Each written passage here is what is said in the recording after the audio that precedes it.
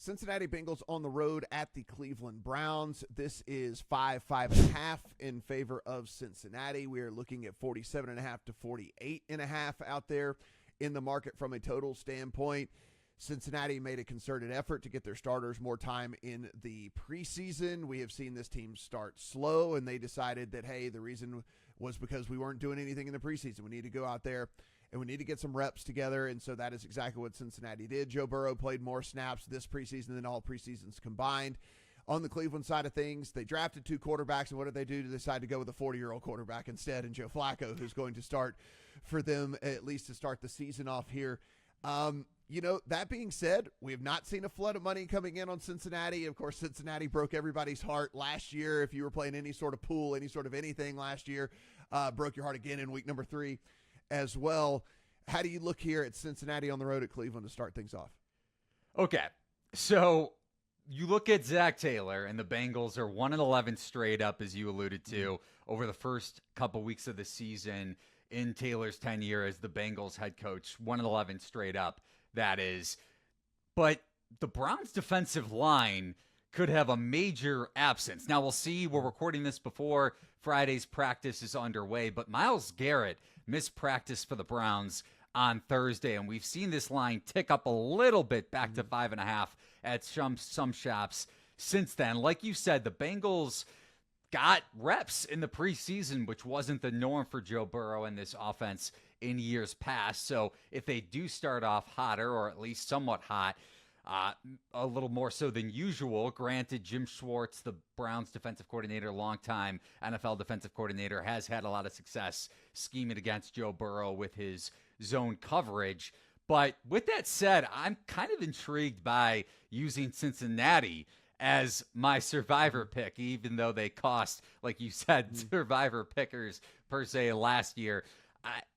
We have no idea what we're going to get from Joe Flacco at 40 years old. I agree. So, everybody's just is it the best option for week 1? Maybe, because it is 2 rookie quarterbacks. But, Joe Flacco is, not even replacement level at this point. So I'm with you. It's everyone's just going Flacco, this thing could get crazy. And I'm like, well, they're not very talented, and it's still a 40-year-old Joe Flacco. It depends what version of the Bengals defense shows up. If it's preseason defense, giving up 2 straight touchdowns to the including the Washington backups in the second game of the preseason, then maybe Joe Flacco is able to score on a down-by-down basis or possession-by-possession basis. But, yeah, I think the Bengals are worth a look, especially in bigger survivor pools. We got, Al Golden taking over on the defensive side for Cincinnati. So they're, we'll see. He won the Broyles Award last year as the best coordinator in all of college football. They did try to address some of the issues there. They paid Hendrickson, so he'll be back out there. Daryl Slayton got signed on the defensive line. Oren Burks, a linebacker that actually PFF really, really loves. They signed him. They drafted Shamar Stewart. Dax Hill is going to be back in the secondary after he tore his ACL in week number 5. So it shouldn't be, at least on paper, as bad as last year. But, I guess I need to see it kind of play out in front of me. I'm going to watch this one and see what we've got here. But Cincinnati's going to be a super interesting deal. I know that this award has typically gone to the best player that is not a quarterback, but I took some 55-1 on Burrow for Offensive Player of the Year. And Eli, just the rationale behind this is maybe I can monetize this ticket if he plays himself into the conversation. But he led the league in passing yards and touchdowns last year.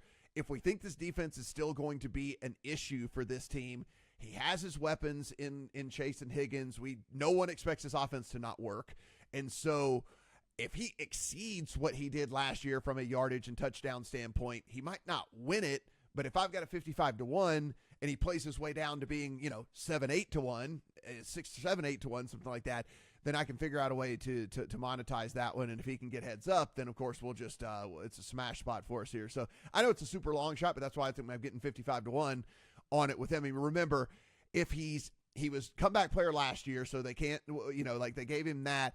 If the team's 9-8, they're not going to give him MVP no matter how awesome his season is or anything. So I don't know. Is there a consolation prize somewhere for Joe Burrow for having an awesome season? Maybe it's Offensive Player of the Year. So that was the rationale behind that. Plus 650 to win MVP, I would probably be a little. I mean, obviously, when you look at the market and implied probability, there's a better chance for him to win MVP rather than Offensive Player of the Year. But I get it. If the Bengals defense is as bad as everyone expects, he's going to have more possessions. He's going to put up more yards with this electric offense. So, yeah, I don't hate the long shot.